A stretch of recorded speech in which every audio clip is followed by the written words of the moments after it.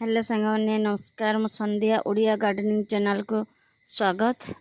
आज वीडियो आसतु जानिबा आपण को लेंबू गछरे लेंबू आसुनी कि फूल फल आसतु जानिबा तार उपचार।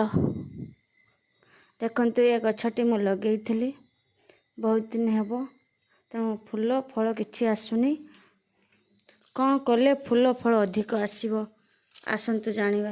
प्लीज भिडियो को लाइक करिवे, भूल थिले क्षमा करदेवे, जो भूल रोचे प्लीज कहिबे मु सुधारी नेबी।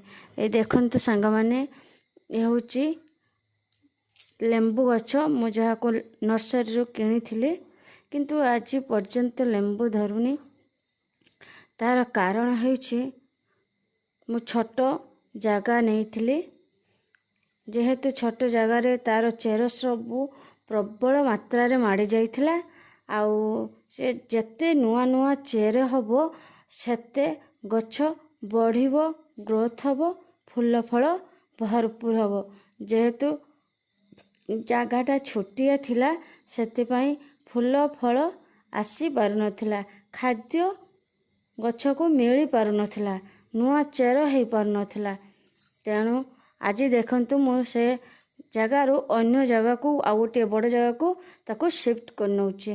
देखंतु संग माने तो काढ़ी नेउची। देखंतु तापरे किछि गोबर खत, बहुत पुराना गोबर खत आज मु सेथिरे देउची।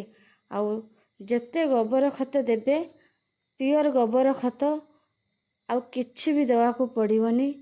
देखिबे किछि दिन पर फूल फल निहाती हबो।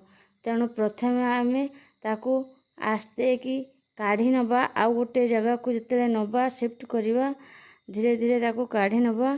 काढ़ी नहीं सारी ताकू भल से चेर किछि काटी देबा, चारि पाखे चेर साइज करी सफा करी काटी नेबे। किछि माटी झड़े देबे, संपूर्ण माटी झड़ेबेनी, रखिबे किछि। आ चेरटा को काटी नहीं सारला परे ताकू आउ गोटे पटरे किछि गोबर खत चाहिए आपण भी नीम पड़िया सोरिष पड़िया दे पारिबे। जेहेतु मु आगरू देइथिली एबे आउ देखौ नाही, तेणु खाली गोबर खत ही दउचे।